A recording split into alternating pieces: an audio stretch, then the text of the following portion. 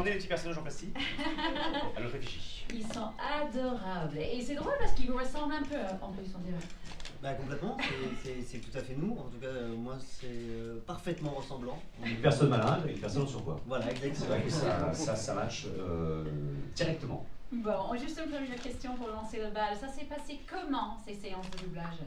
Bah, très bien, on a, pour le coup, on s'est pas du tout vu parce que chacun double de son côté, mais c'était super agréable et très intéressant. Ça demande beaucoup d'énergie, beaucoup de technique. Et je sais pas, toi, t'en as pensé quoi? Moi, je le disais hier, mais j'ai beaucoup transpiré, ce qui n'est pas désagréable. Parce que c'est vrai que quand on est toi-même tout seul en studio, dans une espèce de micro-cahute, et moi je m'agitais beaucoup, en fait, comme le personnage de Marie, en fait, il y a ce truc d'énergie qu'il fallait absolument amener. Et ça demande un investissement, je crois, même quasi au-dessus de ce qu'on peut faire sur des films plus classiques, enfin, en tout cas en live action. Il y a un truc là où il faut vraiment surinvestir, quoi. Et moi, je trouvais ça je trouvais ça plus compliqué que ce que j'imaginais. Et vous vous inspirez beaucoup des voix originales ou pas du tout? Oui, évidemment, il faut qu'on se cale sur les voix de Chris Pratt et de Tom Holland. On les écoute, on les intègre et on essaye de se rapprocher au maximum. Évidemment, là, il y a une langue anglaise et la langue française, donc on essaye de se rapprocher le plus de tout ça et de l'énergie. C'est clair. Alors vous avez vos questions? Oui, voilà, juste ici. Bonjour, merci d'être venu. J'ai beaucoup aimé le film. Je suis très admirative des doublages de Disney en général, mais le vôtre était très très bon. Ah, super. Vraiment pour les deux. J'ai une question pour Pio Marmaille parce que je connais beaucoup moins Thomas Oliveres pour sa carrière et tout. Allez-y. J'ai vu beaucoup de vos films et souvent vous faites des personnages qui sont un peu en retrait, qui sont un peu dans la discrétion, dans la retenue. C'est pas vraiment qui choisit, malheureusement. Non, je vous en prie. Oui, et bah du coup, est-ce que ça vous a libéré de faire Barlet ou ça vous a permis d'explorer quelque chose de nouveau? Moi, je suis toujours curieux en fait de découvrir le plus de sensations en fait. Pour moi, faire un doublage comme ça, c'est au-delà même de faire un film. C'est vraiment une nouvelle méthode de travail et d'investissement par rapport à un film en live. Et c'est vrai que ouais, il y avait un truc de libération effectivement, d'excès enfin un truc d'excès que je m'autorise peut-être moins dans les films. Que là, là, il y a la possibilité d'explorer des trucs d'hystérie, de cris, de dingue, de jeux, de machin, d'exploration. Enfin, il y avait un truc assez que j'avais fait. Alors, est-ce qu'il faut que je fasse que des personnages comme Barlet? Je ne sais pas à l'avenir, mais si je peux faire un peu un mix des deux, c'est-à-dire, qu'est-ce que vous en pensez vous? Non, ça vous angoisse? C'est pas une question. Et vous alors Thomas, vous en pensez quoi de cette histoire? Bah non, moi la question est pour toi. Mais est-ce que vous avez beaucoup d'informations avant de signer, avant de dire oui? Est-ce que vous connaissez le scénario? Est-ce que... Non, du tout. Même pendant le doublage, on double au fur et à mesure. On sait pas du tout l'histoire, mais on m'a vraiment dit tu verras, tu vas voir ce qui va se passer. On veut pas te dire, on veut pas te spoiler, on veut que tu découvres sur le moment. Et forcément, moi je me suis fait choper sur des scènes. J'ai 2 grands frères, donc ce film m'a profondément touché aussi. Et voilà, j'ai été bouleversé par plein de choses et j'ai adoré ce film et je suis très fier d'avoir eu la chance de pouvoir travailler avec Pio et avec Disney et Pixar et on les en remercie encore aujourd'hui. Et puis pareil pour vous, vous ne connaissez pas grand-chose en fait avant de signer ou, en fait, il y avait déjà la bande-annonce américaine. Donc quand j'ai vu le petit personnage bleu en camionnette avec une petite veste en cuir, je me suis dit, je me suis dit ça ne peut qu'être moi. Instantanément, je me suis dit, lui, ça va être lui que je vais jouer. Et moi j'étais excité, je sais pas, c'est comme n'importe qui de la vie normale. On t'appelle, on dit putain, est-ce que tu veux faire un Pixar? Enfin, j'étais hystérique, évidemment, avec le flegme que j'essaie de garder. Oui, j'étais hystérique, c'est normal, comme c'est des films qui m'ont quand même marqué. Enfin, à chaque fois, les propositions, elles sont quand même singulières. C'est quand même des objets, des œuvres qui sont vraiment assez dingues, quoi. Enfin, en tout cas assez riches. Et moi, ça me rend curieux, ça me rend très curieux. Vous avez d'autres questions? Voilà, qui a la microphone? Oui, j'ai 2 questions pour les deux. Est-ce que c'est pour vous un autre travail que celui du comédien habituel? Et du coup, on se prépare différemment. Et est-ce que vous aviez la bande passante, vous savez, avec le... Ouais. Est-ce que ça vous a aidé? Alors, est-ce que vous savez ce que c'est la bande passante, les autres personnes?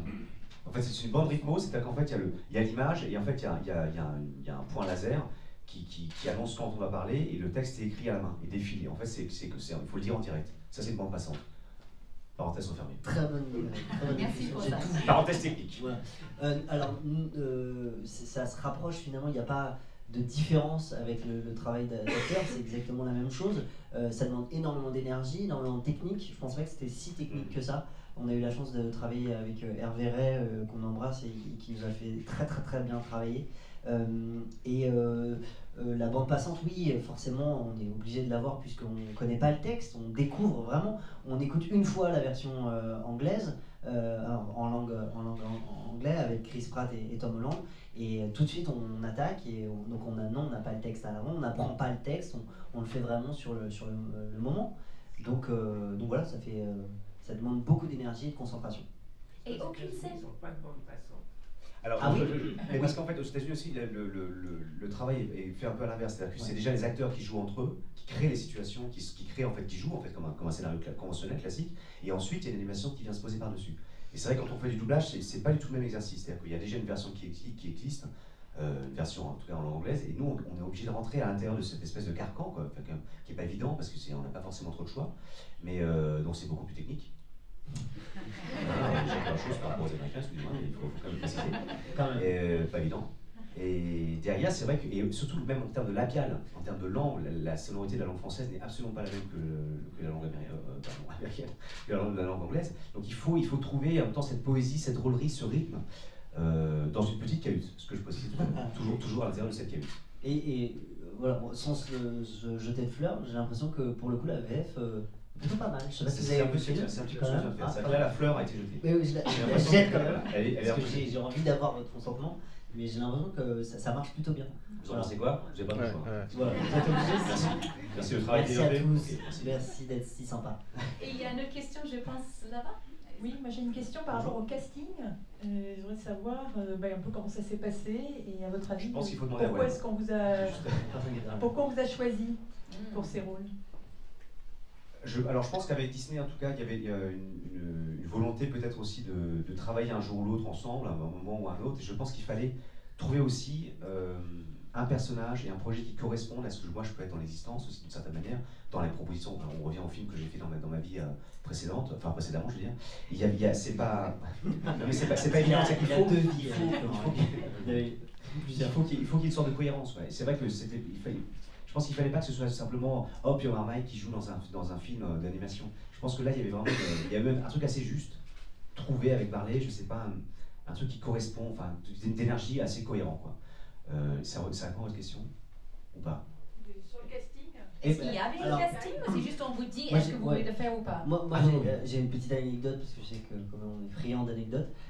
En fait, Pio, on se connaissait pas, on s'était jamais vraiment rencontrés. On a un ami en commun qu'on embrasse, qui s'est marié.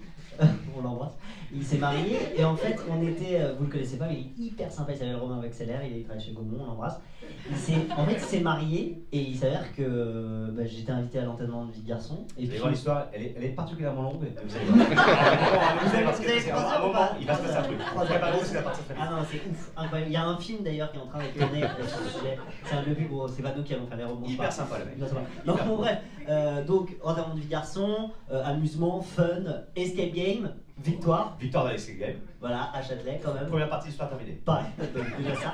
On marche, on déconne. Pio passe devant une affiche d'un film d'animation et il dit ah trop cool, c'est pas celui-là mais moi je vais faire le Pixar. Et il me dit ça à moi et je dis ah la chance et tout, trop chance, t'as trop de chance et tout. Cut. Et voilà. Bon, on est en face de vous avec des C'est personnages. incroyable. Et on a fait le truc. Non et en fait Romain m'appelle et me dit écoute Disney. L'histoire s'arrête là, faut l'arrêter. Non, Disney a pas encore trouvé le rôle du jeune. Et du coup, c'est moi qui ai appelé. J'ai demandé à mon agent d'appeler, de dire est-ce que je pourrais passer l'audition. J'ai passé l'audition et je l'ai pas eu. Et ah, j'ai pas eu. Bah oui, sinon je serais pas là. Le mec qui devait jouer et les CD. Et finalement, c'est vrai que finalement, j'ai dû le faire. Voilà. Ah, concours des circonstances. Voilà. C'est génial. Une chute. Ça arrive très vite. L'histoire était pas trop longue. Non, ça va. Non, c'est pas mal. Très sympa. Qui a une autre question? Voilà, juste ici. Oui, bonjour. Bonjour.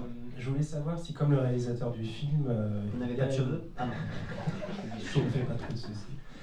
Est-ce qu'il y a des similitudes entre votre histoire personnelle à vous et l'histoire personnelle des deux personnages? Alors, je ne parle pas forcément de la perte d'un parent, mais une relation de frère très forte et une relation avec votre mère aussi importante. Ou est-ce qu'au contraire, il a vraiment fallu partir dans un gros travail d'acteur, de recherche ou...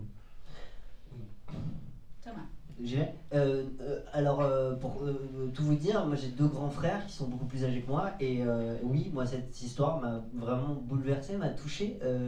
Et pour vous dire la vérité, il y a une scène en particulier, je ne veux pas spoiler, mais il y a une scène en particulier où au doublage, donc j'ai vu la scène et je me suis complètement effondré d'émotion. Et j'ai demandé carrément à sortir de 3 minutes pour me remettre parce que ça a touché exactement... ce qui était pour moi l'essence même de la relation entre des frères. Et voilà, mes frères n'ont pas encore vu le film.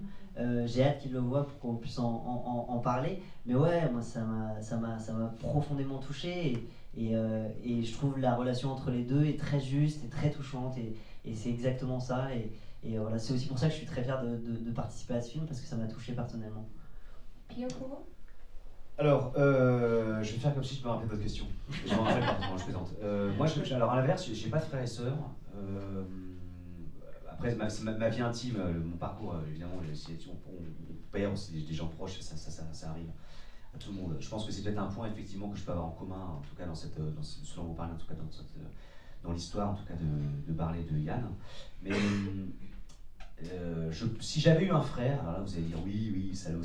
Mais c'est vrai que je me dis, leur relation à tous les deux, elle me plaît quand même. Donc je me dis que si ça avait pu ressembler à ça, j'aurais trouvé ça assez agréable.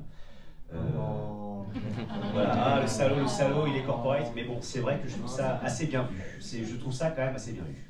Et c'est aussi sympa de nos jours de voir une histoire entre 2 frères, c'est rare, je crois que c'est la première que je connaisse un film d'animation sur les frères, parce que peut-être c'est aujourd'hui on est un peu plus open, on voit plus le côté féminin des garçons, en fait on voit ce côté émotionnel, et ça aussi c'est très attachant dans le film. Bah, je trouve que si, il y a une sorte de... Ce que je trouve, enfin, encore une fois, c'est qu'il y a une sorte de pudeur qui se dégage du film dans leur relation, de maladresse, que moi je trouve assez touchante. Enfin, en tout cas, ça n'est pas acquis, quoi. C'est pas les... Il y a un truc de travail qu'ils font l'un avec l'autre, un truc de cohérence, de fraternité que je trouve assez comme vous dites, c'est assez singulier. Ça n'existe pas forcément partout. Mais moi, ça me touche, quoi. C'est un peu, je trouve ça assez pudique. Voilà. Sans oublier les personnages féminins qui sont aussi très présents dans le film. Ouais. Le personnage de la mère qui est très importante et qui amène beaucoup de guerrière. Ouais, qui amène beaucoup de tendresse et voilà, qui est vraiment le lien entre les 2 frères et c'est ça qui apporte la puissance à ce film-là. D'autres questions? Qui a le micro? C'est la dernière question. Voilà, juste là-bas. Bonjour. Bonjour. Parce que c'est vraiment une question. À part celui-là, c'est lequel votre Pixar préféré? Ou la voix que vous auriez peut-être voulu faire aussi? Oui, aussi, ouais. Tout à fait. Alors, sans être évidemment tout le temps à dire Pixar c'est génial, mais si c'est vrai, c'est le cas, il n'y en aurait pas qu'un. Moi j'ai le souvenir de Là-haut, évidemment, de Wall-E, que j'avais adoré, Coco, évidemment, vice-versa. Enfin, il y en a. Franchement, je veux pas être corporate, mais Pixar, c'est quand même un des studios les plus importants et intéressants d'aujourd'hui. Donc, il faut en choisir un, c'est ça? Ouais. Un seul, c'est... Moi, je dirais peut-être Là-haut, alors un des ballons, tu vois. Je pense que c'est un truc que j'aurais peut-être pu faire. Pas évident, forcément dans le souffle, mais quand même un peu plus haut. J'aurais pu faire ça. Un travail pour le coup assez collectif. Et Thomas, s'il fallait choisir un personnage alors dans S'il fallait choisir un personnage, peut-être Wall-E, parce qu'il a rien à dire. Merci beaucoup tous les deux. Merci à vous. Merci.